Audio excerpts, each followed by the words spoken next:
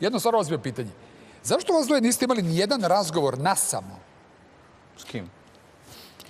Ja nisam... Posle svega ili bare nekih prvih dešavanja da ste rekli... Ne može se s njom razgovarati. Dođe, ajde se sklonimo, ajde stani, ajde da popričamo. To bi bilo previše isfolirano. Ja sam iskreno željela taj razgovor da se desi, međutim, Filip nije bio za to i ja sam ne znam kojim čudom to poslušala. Eto, vjerovatno od te ljubavi prema njemu smatrala sam da mogu stvoriti problem ako budem razgovarala sa njim. Ali posle svega ovog što mi je Dejan izrekao i gdje je on imao isto svoje savjetodavce, nema potrebe zaista da razgovaramo, dovoljno je rečeno. Ovo samo može da ide u nedogled, vrijeđanje i sve ostale stvari. Ja nisam jednom uvredio, a savjetodavci, pozdrav za Marka Đedovića, momak koji u svakoj situaciji... Marko Đedović je neko koji je objektivan bio skroz. Pa ne znam kome da savjetuje.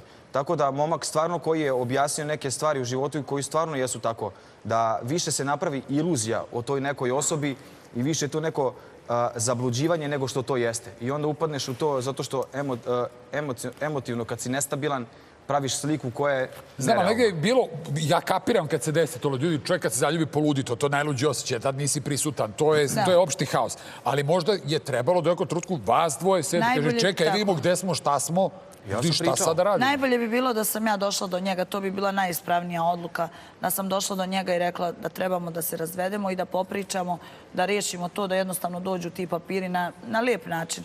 Međutim, eto, ja sam eksplodirala u toj jednoj emisiji gdje on mene i tad povrijedio ovako indirektno. Kako on vrijeđa, sad je već krenuo direktno. Ti mene nisi povrijedila, nijednom. Ja sam izletila u toj emisiji i rekla želim papire za razvod, ovo ono. I onda posle opet sa Filipom, gdje je Filip rekao ne trebaš to da radiš na televiziji, jer je mislio da ćemo ići mi po kancelarijama, da ću ja izlaziti, da me neće biti danima, što ja znam u zadruzi. Ne, tu se spađao s Majom posle 2 dana. Ona je trebala sa mnom na početku, kada je krenula njega da proverava od prvog dana. Trebala je da sedne sa mnom i da kaže, slušaj, ne interesuješ me, ja sam tebi da si se meni sve prema tebi. Ne, ti si davala lažnu nadu non stop. On je dovoljno pametan i inteligentan da je on shvatio šta ja pričam, ne bi mi ostavljao porukice da li si zaljubljena, ne bi mi govorio na vratima da me mrzi. A ti govorila da nisi, jesi govorila da nisi? Ali to je stvarno trebalo vi da sedete u 4 oka, to jeste mnogo teško reći kad se to dešava. Ali Ognjen, on je sve vrijeme primijetio kod mene, samo je pokušavao, kako da ti kažem, da ubijedi sam sebe da to nije tako. Znači, ja sam ustala, rekla u emisiji da trebam slobodu u braku, koliko puta sam te pitao da li si zaljubljena? Odgovori mi. Sve da se izdešava. Koliko puta sam te pitao? Nisam bila zaljubljena, zaljubila sam se u određenom periodu. Tada sam samo bila... Nisam bila načesta sa svojim osjećajima. Boga mi nije to tako, pa si ti normalna, pa vidi na šta on liči. Ja sam imala takve momke. Znaš šta su mi svi ti momci u životu uradili? Da ti stvarno misliš da bi ja pored tebe bila s takvim nekim. Onda dan pre nego što će se poljubiti, stoji u pušionici sa Miljanom i kaže vidi ga Miljana, ko bi njega ostavio? Nije to Brijana, da, bilo to te Miljana slagala, to je bilo dok smo ti ja zajedno. I nahvali. I šta je onda? To je kao bolesniku da kažeš ima 1% šansa da se izvučeš. On taj 1% vidi kao milijardu. A zašto mi onda sad zamjeraš? Ja sam u tom trenutku patio. Zašto mi sad zamjeraš i kažeš da ću ja oprostiti Filip? Da vidim ima li šta da se desi, razumeš? Bolesnik? Pa sad kažeš ti kao bolesniku kad daš 1% šanse.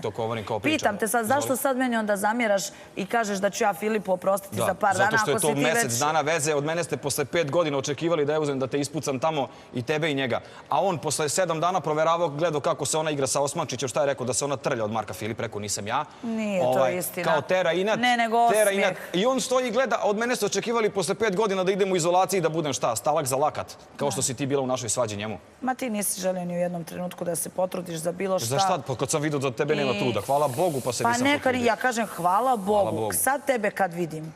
Neću se opet, kažem, pokajati za tih 5 godina što je bilo. Ja sam se pokajao. Ali sada kad vidim da si ušao u kako da kažem, u tu čauru onoga što su i neki drugi bili i da si ti učauren ponovo... Samo molim te preciziraj koji neki drugi. Neki drugi nije važno ko. Ma nema potrebe da preciziram niti da navodim ljude ovdje sad po televiziji. Ali ti si jako loš čovjek, jako zloban, pun frustracija, pun svoje neiživljenosti, pun svega. I ovo Ognjen da ti kažem, meni se krenulo prebacivati kao udata si žena, krenula da se muvaš, ovo ono.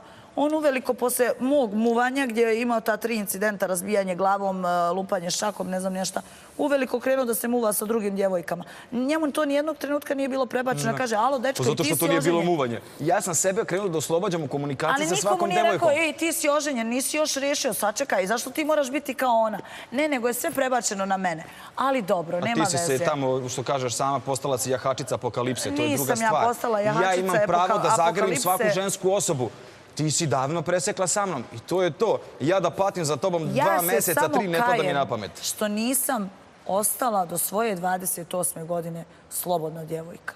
Bez ikakve vjeridbe, bez ikakvog zajedničkog života i bez bilo čega. Da sam ostala jednostavno posle svega ovo kad vidim šta se da... Zaista sam smatrala da je u početku onako kako priča i u tim trenucima mi je bilo tako teško kad čujem njega kako priča, šta uradi. Ja sam bježala od tog incidenta. Ja nisam znala kako njemu da priđem. Rekla si da sam odvratan, ne može da sluša moju lažnu patetiku i ostalo.